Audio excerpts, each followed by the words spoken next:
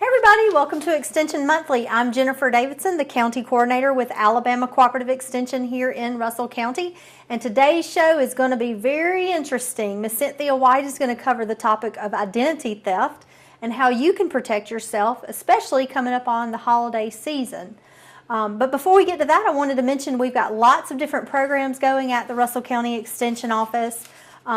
We've got a Farmer 101 series that's going to start in December. It's going to run every Tuesday through the end of February from 3 to 5. The class is only $10 each, and each class covers a different topic. So if you're interested in becoming a farmer, and we have a lot of those out in the county where maybe you have 10 to 50 acres and you want to maybe start having some backyard chickens or install a pond, maybe do some vegetable production. Each class is going to be on a different topic, and hopefully we'll be able to help you. If you like us on Facebook, you can see all of those schedules. We're under Russell County, Alabama Extension. Also, you can follow us on Twitter or look on our website at aces.edu/Russell. Or, of course, you could drop in our office. We're at 508 14th Street, and our phone number is 334-298-6845. So we hope to see you then. Thanks. Good morning. Good afternoon. Well, yeah, that's right. See, I always get thrown with that. It is afternoon. I do apologize. I am from a central time zone, so that kind of throws me off just a tad bit. Yes. So again, good afternoon. As Jennifer stated, I am Cynthia White. My specialty is financial resource management and workforce development. And this afternoon, we're going to talk about identity theft. Unfortunately, identity theft has become a really growing occurrence. There's a greater need, a major need for awareness, just to simply know about it and be aware of some of the things that, how we can detect it, how we can deter it, how we can just identify, and even if it happens, if we run into that occasion where we become a victim, then we can defend ourselves and correct that issue. We're going to start off with a short video.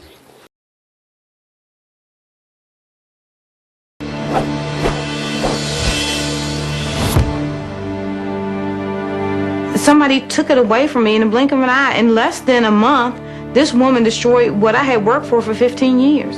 I mean, your credit score is basically all you have. I was mugged, they got my information. It can really negatively affect your life. Then they went off with the information and basically became me. I feel it's a loss of control that someone's out there pretending to be you and doing things in your name that can come back to haunt you. Somebody was using my name and all my personal data. They'd done it all. I just didn't even know where to start. They had a long record. It's a terrible feeling. Identity theft. It happens when your personal information is stolen and used without your knowledge. It's a serious crime that can cost you time and money, ruin your credit, and destroy your good name. When I was a victim of identity theft, my mail had been stolen. I was shopping at a grocery store and someone took my wallet. I think I made a purchase and they stole all my debit card information. My briefcase had been tampered with, and when I looked in it, I saw that my passport and my driver's license, which I had in there, had been taken. Identity theft happens when someone takes information about you and then uses it to commit fraud. Identity theft is very serious.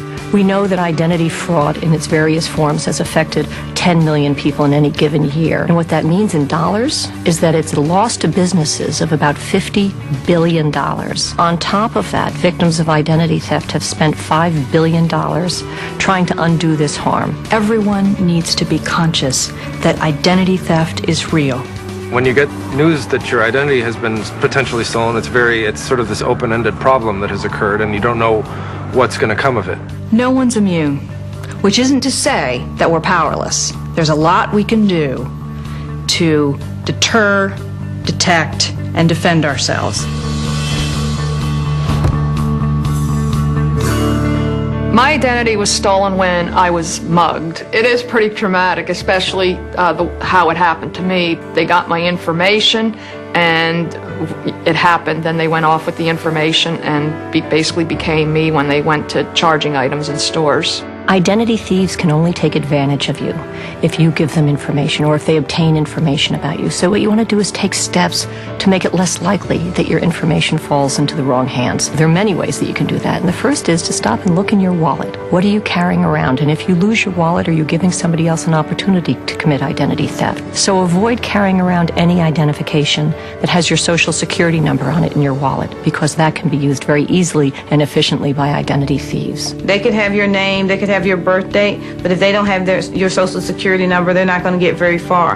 But all they really need is a social security number, and they can misspell your name and still get credit. The only place that social security card number should be is in your head and protected somewhere at home where you keep your other valuables. And if someone asks you to provide a social security number, ask them why they need it, how they're going to keep it, how they're going to safeguard it, because you don't want that number to fall into the wrong hands. I had an incident that I thought was a valid reason to give out information until they asked for my social security number. I went as far as the first 3 digits. I thought, gee, they don't need that. And then I hung up. This is a crime. You have to think when you're at home, protect your identity. Don't leave around your personal documents, your date of birth. Somebody could come into your home and have immediate access to that information. You also have to be careful about your trash. Now, a lot of people routinely receive things in the mail, maybe bank statements, credit card statements, or health insurance forms, and if they don't need them, they just throw them away in the trash. They shouldn't do that. Everyone should invest in a shredder. So before they dispose of these critical documents, you shred them. Identity thieves, don't worry about getting their hands dirty. They will go through your trash to retrieve these documents. They go where the information is. They'll steal your mail, they will steal your trash, they'll steal your wallet, and that's how they get information about you. Deter identity theft. Protect your social security number. Shred financial documents and paperwork with any personal information before you throw them out. Never give out personal information on the phone or internet unless you know who you are dealing with.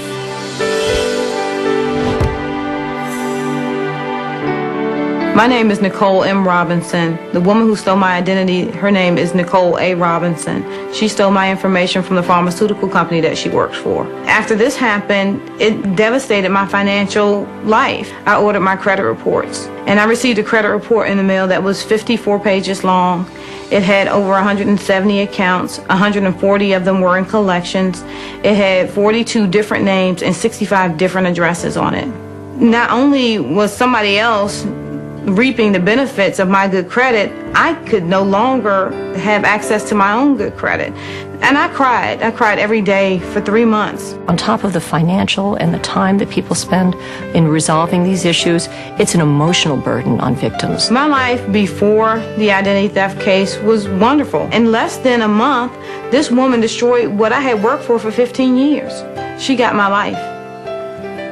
If an identity thief uses, for example, your social security number and applies for new credit in your name, as opposed to raiding an existing account, there may be no way for you to know about it unless you've checked your credit report and you see that a new account that you didn't even know about has been opened in your name. That's why it's very important to monitor your credit report regularly. Detect identity theft. Check your credit report at annualcreditreport.com.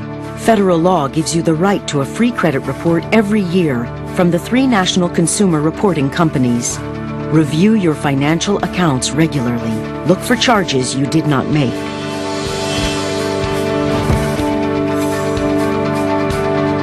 When someone realizes that they're a victim of identity theft, it's like getting a kick in the gut. You know, you feel paralyzed for a moment, but it's really essential for victims to move quickly and deliberately in starting to resolve the problems that arise from identity theft. I did what everybody knows to do, and that's call your credit card companies and cancel your credit cards. However, that's not enough. There was one major bit of information I did not have, and that was to call the 3 major credit bureaus. And I did not do that, and what happened was this person then went back. She was able to reopen the credit cards that I canceled. She was also able to open new credit cards in my name. If you find you've become a victim of identity theft, the first thing you need to do is contact one of the 3 major credit reporting agencies and have them put a fraud alert on your file. You got to take it seriously. You even suspect it, you got to put fraud alerts on. You got to take the steps to protect yourself. And you got to inform yourself about what to do so that when it does happen to you, you can do it quickly because time is critical.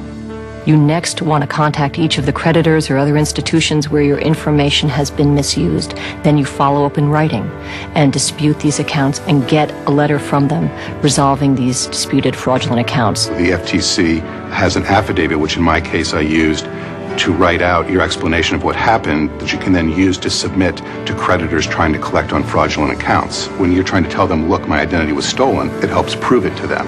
You next want to contact your local police department, report the crime, and get a copy of the police report. You should contact the police immediately because otherwise you have no proof that there was a crime. It's very important that you report it to the police because there are certain agencies that you need or we recommend that you contact, and they're probably going to refer you back to the police department to see if you have a police report or not. And finally, you need to contact the Federal Trade Commission online at ftc.gov/ID theft or call us toll-free at 877-ID theft to report this to us. Defend against identity theft. Call the 3 credit reporting companies and place a fraud alert on your credit report. Then ask for the free credit report you're entitled to. Close any accounts that you suspect have been tampered with or opened fraudulently. Start by calling the security or fraud department of each company. Follow up in writing and include copies of supporting documents. File a police report. Contact the FTC. Your information also helps law enforcement officials across the country to track down and stop ID thieves. Let's treat our personal information as we would our cash.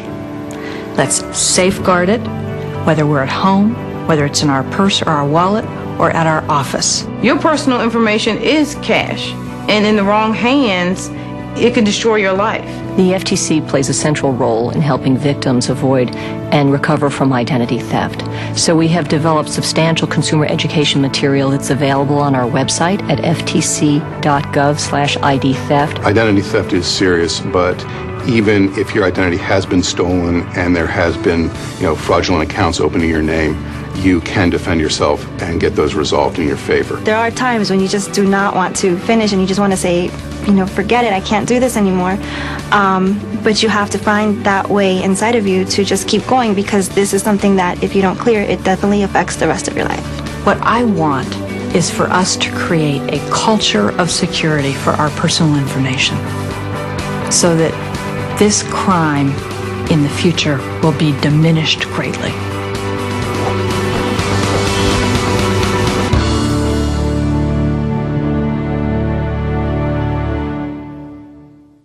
The truth of the matter is they've actually, it's sad, but our senior community, our senior population has become a growing target. And that's because seniors are so trusting. I look just, an example is, my father just yesterday, he's a dialysis patient. He was at dialysis when I picked him up. He said, I don't know where my wallet is. I'm pretty sure it was here. I rode on the medical transport van here, and I don't know where it is, but it's okay. I was like, no, we need to cancel credit cards. We need to call the bank. Oh, no, you got to trust people. No, Daddy, you can't trust people. We were lucky enough, but that's just how, we tend to think that it's going to be okay, but those thieves are always busy. They're always thinking, and their mind is constantly working. And the thing that I say is thieves tend to be very smart people because they'll find a way to get exactly what they want done. So we have to just bring a little awareness and make sure that we know and keep in mind those ways and make sure that we know at first exactly what it is. Anytime someone uses your social security number and they use your personal information, your personally identifiable information for their benefit, their gain, it's identity theft. Regardless of what they're doing, it's identity theft. So we have to realize exactly what it is. Make sure that we take note and pay attention, detect it, pay attention to what we're doing, things that we're doing, and just kind of be a little more careful so that we can kind of avoid situations like this. How does it happen? Many ways. As they were saying, you saw they were digging in the garbage cans, going through the dumpster. Sometimes you even trust because we're so trusting. You may have just mail laying around at home, and you may just pack it, you can go to the mailbox. I'm guilty of going to the mailbox and not opening the mail immediately. So you may stack it up and leave it on the dining room table, kitchen counter or something. Well, then you have company. Sadly, you know, when we become victims of identity theft, a lot of times it's our loved ones, our friends and family that we've trusted with everything and trust them to come in and out of our homes around our personal documents, and you thinking, oh no, they're not paying attention. But that stuff can be laying around and they can easily, you know, we can take pictures real quick with our phones. You think about it, the schools, the children are in school taking pictures and sending stuff. So, you know, people can take a picture, they can slide it into their purse or pocket.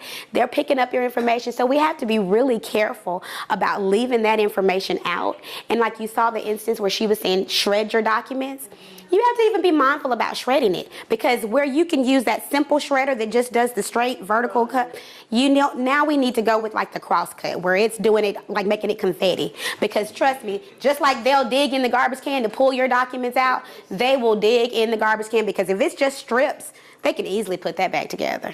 And they'll do it.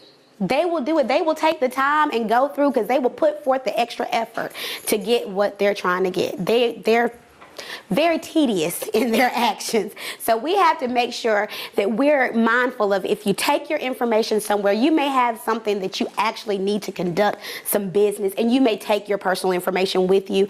The moment you're done conducting that business, take your information back and lock it up.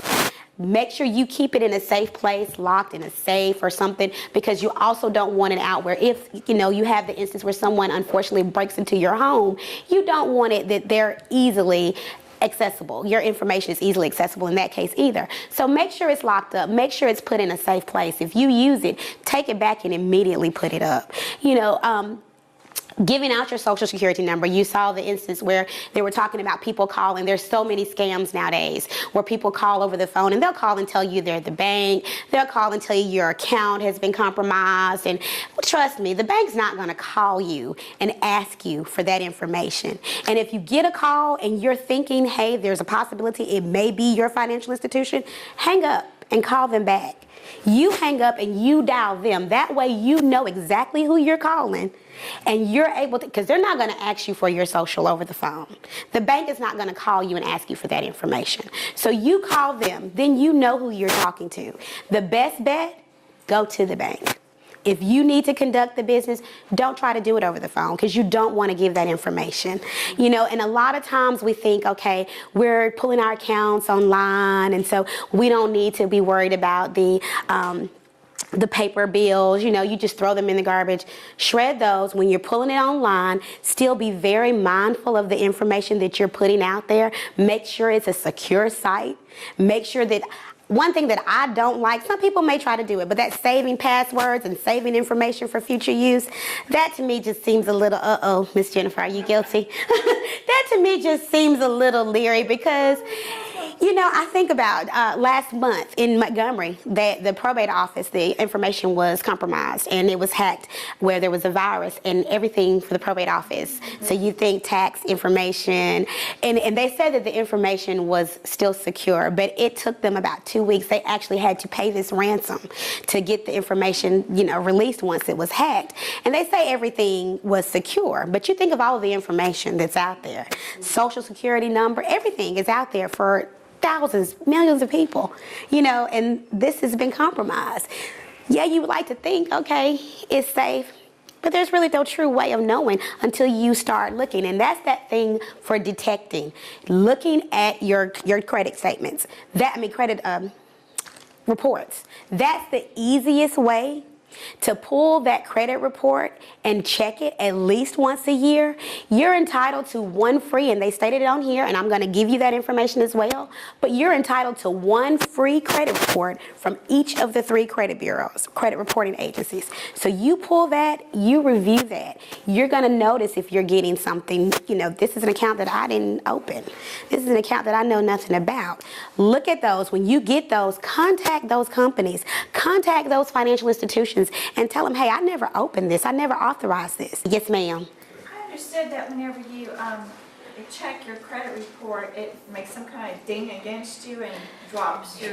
In this case, it does not. There's what you call a soft inquiry and a hard inquiry. Okay. A soft inquiry doesn't really count against your credit report. A hard inquiry is where you're like actually applying for credit, and that's where they actually, it counts against. That will affect you're looking at affecting your score. Yes, ma'am, it does.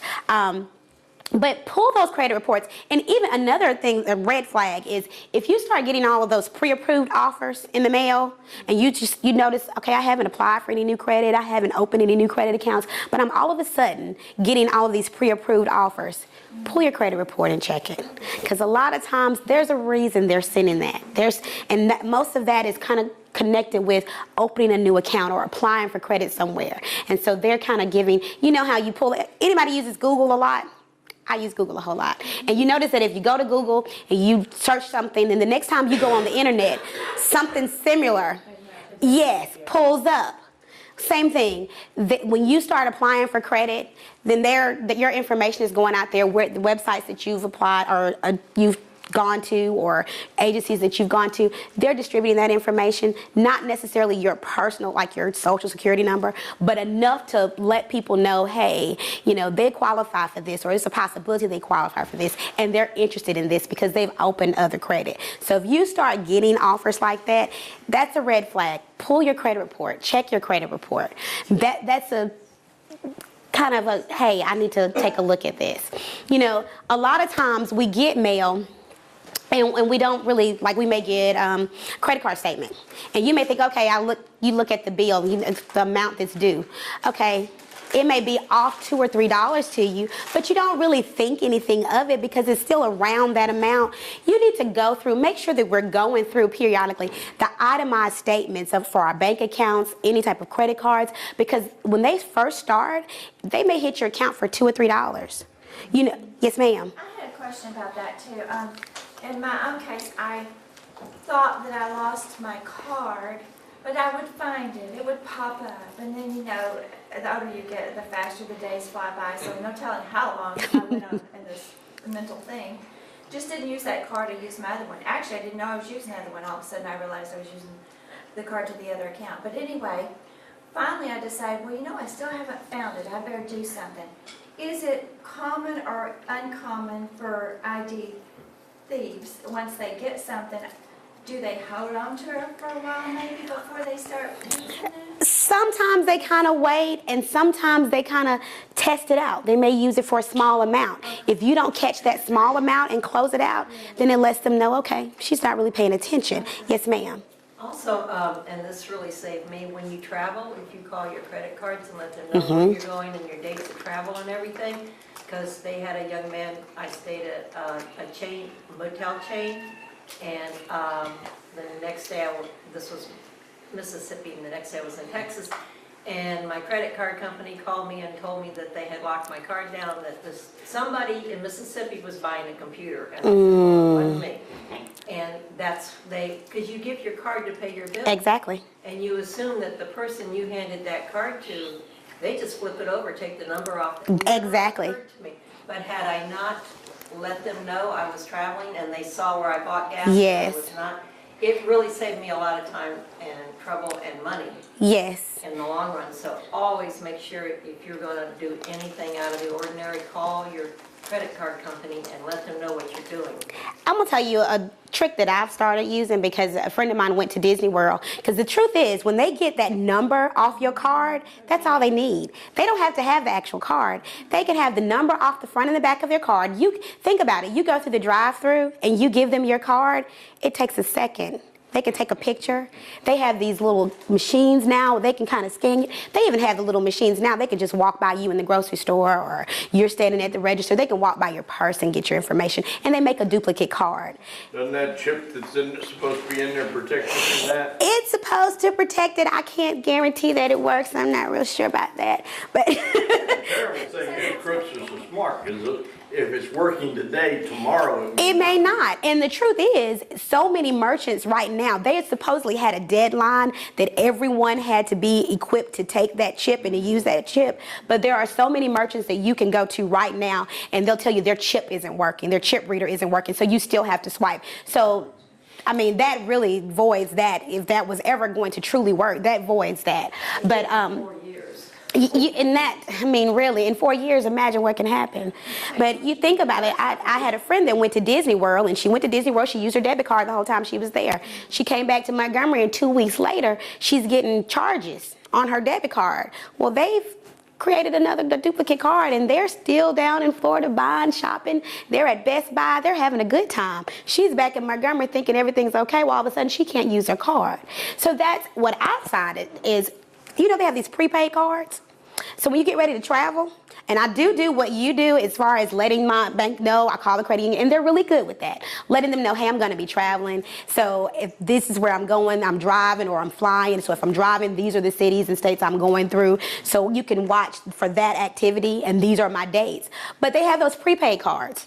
You put your money that you're going to spend on the prepaid card. You go on your vacation. You spend what you're going to spend. When you come back, you can throw that in the garbage, cut it up, throw it away, over and done with. If they get that prepaid number, it's empty anyway. There's nothing they can do.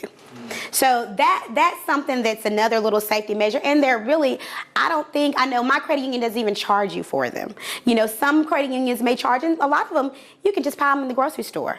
It may be like a $4 activation fee. I think some of them are like $4.95. But to think about the safety measure and the trouble, because one thing about it, it's really easy for them to pick up your information and do what they're going to do.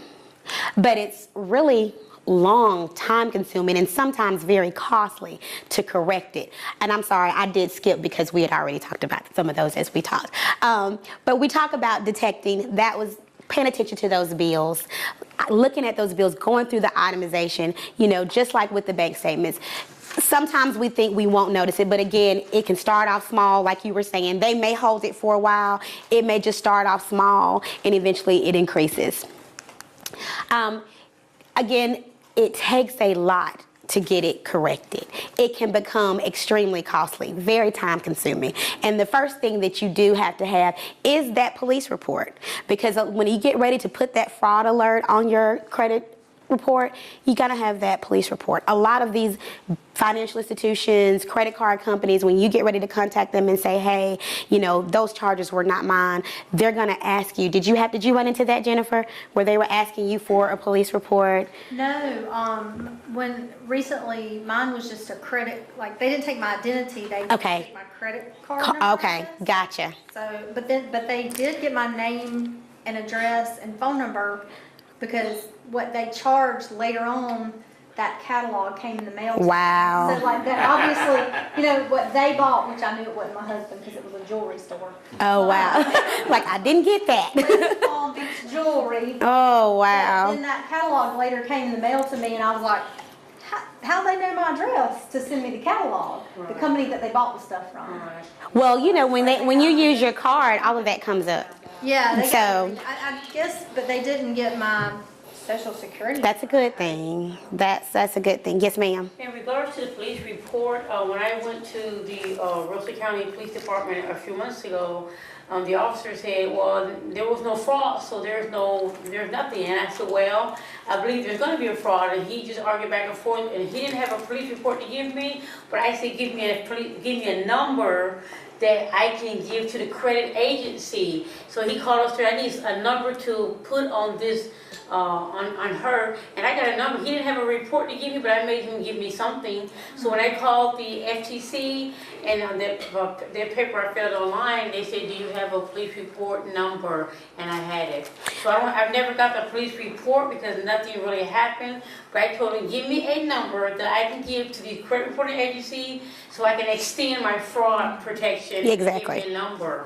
Now that was a very good thing. So you've actually gone through the process of correcting it. You were never actually a victim. It's just. I was a victim, but someone did steal my ID. Wow. A picture of it. Okay. And so I assumed that he didn't steal it just to say, hey. Exactly. He stole it for a reason to use later on, so I just jumped ahead of him. That was smart. And I went down and the police officer, well, nothing happened, there's no crime. I said, yes. There is, my ID is missing. He took a picture, and so I made him, I said, officer, you need to give me something, so when I begin to contact these other agencies, I'll have a police report number. And that's the goal, to try to be proactive rather than reactive. If we're reacting to the incident that has already taken place, our identity is already stolen, that's after the fact, and then we have a whole mess. If you think or suspect, like in her situation, because she's right, no one takes a picture of your ID just to take a picture of your ID. I mean, you have a plan. Why do you want a picture of my ID?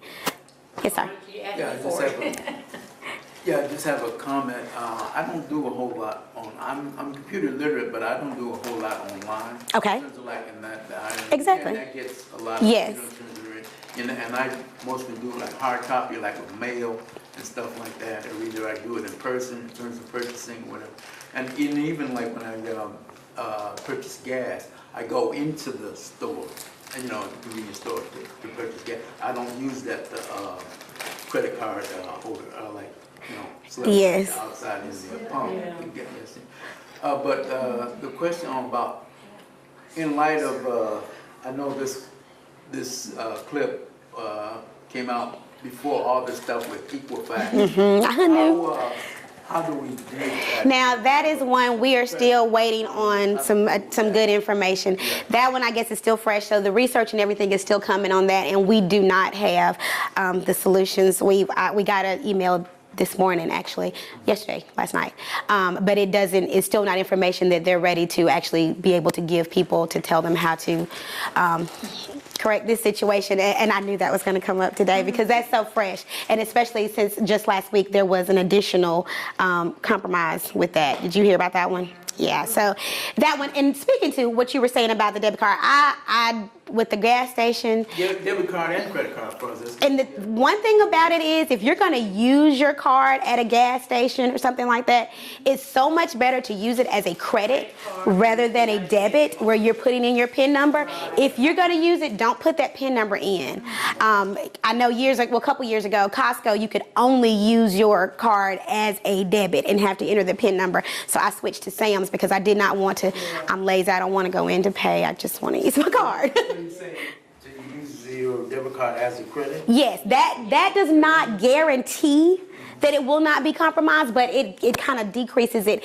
It's a little added security if you use it as a credit rather than putting in that PIN number. When you're yes, and putting in the PIN number, they have like those same little devices where they're able to kind of, they've talked about it on the news where they're able to kind of pick up the heat. It's like a sensor, and they kind of pick up the heat from your fingertips where you've entered your PIN number.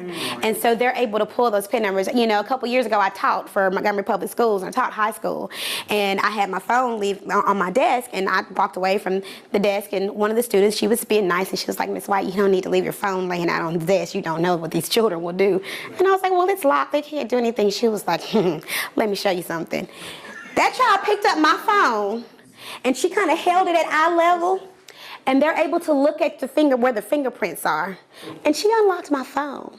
I said, "I'm so glad that you're my friend." Do you need some tutoring sessions or something? Because I don't need you to get upset. You just unlocked my phone. So you have to really be careful. Thieves are smart. And then this was a high school student. I'm like, oh my goodness, we got to work on you now. So just imagine the qualities you'll have later. So it's like, okay, you just have to really be careful. And it's so sad because we think and we want to believe that we can trust, but you can't. You truly can't. You've got to always try to safeguard your information. Again, these are the numbers. Like you were saying, you went ahead and put that fraud alert. If you ever become a victim or think in any way your information has been compromised, the best thing to do is go ahead and put that fraud alert out there. These are the numbers to the credit reporting agencies. I'm going to give you all pamphlets that give you all of that information, all of the instructions. I tend to not pass them out at the beginning of class anymore because what I found is when I give them out at the beginning of class, no one listens to me. So no one even acknowledges my presence because they're looking at the information, which is good. Yes. Fraud alerts only last 6 months, and after which they want you to purchase an additional year.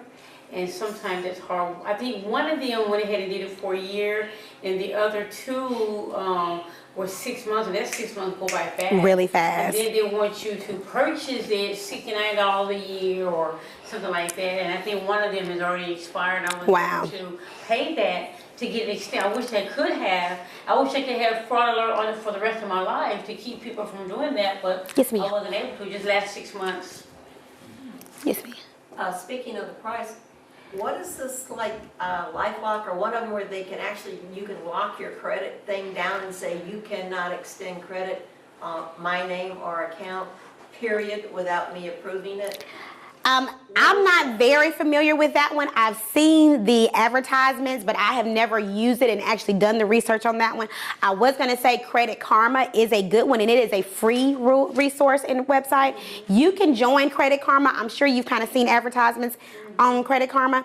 Credit Karma, it's an app. You can go on your computer or you can put it on your phone. But you sign up for Credit Karma. It's connected with all 3 credit reporting agencies, and it lets you know. It will send you an alert to let you know, hey, there's been activity on your credit report. Your credit score has changed, or someone has applied for credit in your name. It's free, and it is accurate. And it works very well. I have that one, and I do check it. Yes. In the book? It's in the book, yes. It is in the book. Yes, ma'am. In the past, you get, when you do get a copy of the credit report, they got all this lingo, jargon that you don't understand, and you see something that you're not familiar with, you don't know how to report it because it's not enough information, really. Call them. Because one thing about it is when you look at those credit, and you're right, sometimes there's stuff on there that you just don't understand. Because I never realized, I remember looking at a transaction that I didn't know. Because a lot of times you'll have a transaction, you may go to Burger King, and then they are one. It's Burger King, but when it comes on your bank statement, it comes up as something else. And I can't remember what it is, but it comes up as something else. So you look at that and you're like, what is this? I've never been here. Well, when you click on it, there's a number there, but you don't even realize it's a phone number because the way they have it on there, it just looks like some jibber jabber. Yeah, it just looks like some digits. You're talking about computer. Like if you're looking on your computer. But if you have a paper copy and you're looking at it, sometimes look at those numbers. It'll be like the area code and then the 7 digits, so it'll be like 10 digits, and sometimes it's a digit after. But if you have a question on it, call the credit bureau. Now the thing about it is, sometimes when you call the credit bureau, they're gonna put you on hold, and you're gonna have to go through that waiting period. You're listening to that automated system. You're number 3 in line. It's gonna be 12 minutes. Put the phone on speakerphone or something, and just do something, but stay, because the thing is, you really need to check on it. Especially if it's something that you think is some suspicious activity, stay on it, be persistent, check and make sure it's, not something that, because sometimes, like I said, it could be something that we've done and it's just listed under a different name. But if you think it's suspicious, check it, because you don't want to end up in a situation where they're out there opening all these accounts and then your name is ruined. You get to where you need to get something and you need to open up some type of financial account and you can't because your credit is ruined. And the thing is, it takes a lot, because while they're so easily able to get whatever they're trying to get with your account, with your information, when you go back to prove, it's hard. You have a hard time proving who you are and that was not you. And sometimes, like you're saying, to keep that fraud alert on there, they're charging, and that's really sad. So there was never actually any activity on yours. No. Well, that's good. No. That is really good. You should really be thankful. Now, but that's not to say that he's not going to do something later. So sometimes I should ask him, do they really wait? Or if they will Well, wait? one thing that you should also do, any accounts like your bank accounts, financial, close those accounts or tell them to give you a new number. A good deal, good deal. So if it's like a credit card. They put an alert on my Wells Fargo account for like 9 months, and then I just went ahead and had them close the old account and open up a brand new one. Yes, anytime something like that happens, that's the first thing you should do. Close those old accounts and open up new accounts. If it's a credit card, tell them to send you a new card. Because one thing about it is, if they have that number and they get the number off the front and the number off the back, and sometimes they don't even have to have the number off the back, because a lot of times you can make purchases online without that number off the back. They got all they need. While they don't actually have your identity, they can make purchases, they can pay bills. I had someone actually get my information, and they used it to pay their gas bill. I understand, but I would have preferred you just ask me to help you with your gas bill, so, because it's like, I'm not expecting this. What is this? What's going on? And at first, you think, okay, I have gas, so that was my gas bill. Then you turn around and go, wait a minute. Yes, because you think about the amount. Because if you don't look at it all the time, if you're not one that opens your mail all the time, looking at it and checking it, then you don't pay attention to that amount, and so it can hit you and you not really know. I was just going to say, so other people would know, mine happened by giving my debit card or whatever card it was at the time at a restaurant. because you know how They go back away. under, and you're like, no, come back. You're watching up. Yes. You can't see. Okay, so then what they did was, because I went to the bank and I said, what is this? And it was, they cannot trace them and catch them if they do what these people did. And it was putting time on a cell phone for foreign out of the country. Wow. Out of the country phone calls. And he said, and it was, it was a Mexican restaurant. And so they were making calls back home. And on my bill, and she said, it happened to me. And she said, the fraud department goes there and it's supposed to take, 14 days or something before they pull the money back. Well, I told her, I said, well, there were like 3 of them. They were like $31 or something, kind of small. But then when she pulled it up, there were 5 more. Wow. And once they started, they were going like that. Exactly, because they realized you weren't paying attention. And the bank knew what it was, and they immediately credited. Yes. And that's another thing with making sure you pay attention to your financial documents and your records, because when you come to those bank statements, after 60 days, they don't have to give you those funds back. So make sure you're checking them, because as long as it's within 60 days, you can contact them. And some of them will work with you either way, but if it's outside of that 60-day period, they are not truly obligated to give that back to you. So make sure you're checking that information. Yes, ma'am. Okay. Yes. I just wanted to know, getting back to the annualcreditreport.com, does that substitute for all 3 of the? It will give you all 3, and I also have a hard copy. So I go to that, and then it would give all. Yes. And if I have anyone here, because I know some people are just a little leery about putting that information on the computer, and that's fine, I understand. I do have a hard copy. I do have some actual paper copies of that credit report application. You can complete that and just stick it in the mail, and they'll mail it to you. So I'll be more than happy to give those to you. That's in the book too, right? Yes. Well, I'm going to give it to you, but I'm going to give it to you with the book. No, ma'am, I have them, and I'm going to give them to you. I'll do that now. I'll make sure I go ahead and give you that information now. If you want to take one, let's see. If you'll hand them to me, I'll pass them out and you can go back. Great. Thank you so much. Well, you guys, when you guys go to a restaurant and then little box that said you want to leave a tip, I went to Brewster's Ice Cream, and because I left that box empty, one of the clients there and my niece were putting $5 tip, $3 tip, Wow. tip. So it took me about 3 months. I know I ate at Brewster's, but I didn't eat $17 of ice cream. Wow. You have to put a, You need some more? One more. Okay. Those are the. Zero and a line through it. Whether you're at a restaurant, where there's a space for a tip, you're gonna put a big circle and a line through it. If you leave that space empty, you're gonna put $1, and then next time they'll put $3. And I end up, eating $30 Just one? ice cream I'll at bring it Brewster's back. a year, but they charge me for $37, $38, $40. Wow. They're putting in a tip for themselves every night, once a week. So That is something, when you're doing that, make sure, like she said, draw a line through it, zero it out, because that is something. And it's really sad. It is really sad. What is your suggestion about using credit card in restaurants? That's really a scary one. Is that taking a risk? It is taking a risk. It really is. I mean, It's just all life's a risk. and that's the thing about it. I mean, because that's the truth of the matter. You give them that card and they walk away. I mean, there is a slight chance that, Well, you can always go to the register. You can. You know how they have the little booth, and depending on what type of restaurant, they may have a little booth. I mean, you can walk up there and you can watch them. But you think about, you go through the drive-through. Sometimes they'll come out with a plate, with the bill. Exactly, and you put it on it and they go. So it's a catch-22. So far, so good. Did I not give you? I'm sorry. You need more than one? No. Okay, I'm gonna give you a book too. Thank you. You're welcome.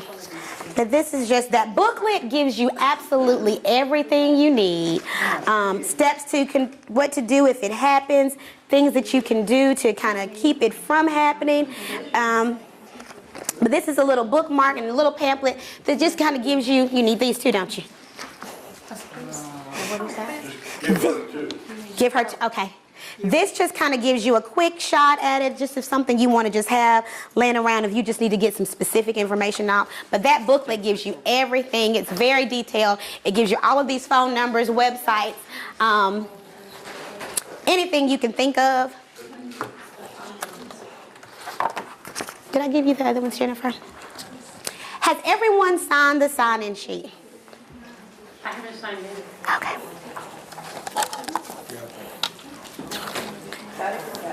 Thank you. Thank you. Does anyone have any more questions, or anyone have anything else they just want to share with us?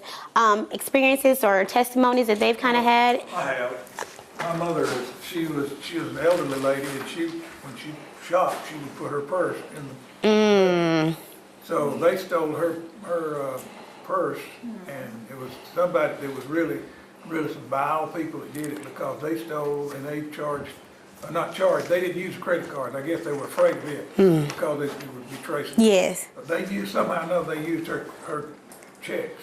And they charged $4,000 worth of stuff in 2 days. Wow. And of course, the bank made it okay. But that just shows you got to be careful. Vigilance is one of the exactly. things to be aware of. Even in close surroundings, like in a church. You're right. Ladies in our church had coats stolen, or coats. Wow, in the church. Things that you would think are safe, you think you can trust. I mean, those are the places that you really get, because that's the sad part. It's friends, loved ones that will really get you. People that you'll let into your home and just think, okay, I can lay this down. They're not looking. Those are the ones that'll get you. Thank you. Thank you so much. We want to thank you so much for watching an Extension Monthly this month. We want to thank Ms. Cynthia for being our speaker. And if you have any questions about identity theft or really anything else as far as the home and garden, you can give us a call at the Russell County Extension Office. Our number is 334-298-6845. See you soon.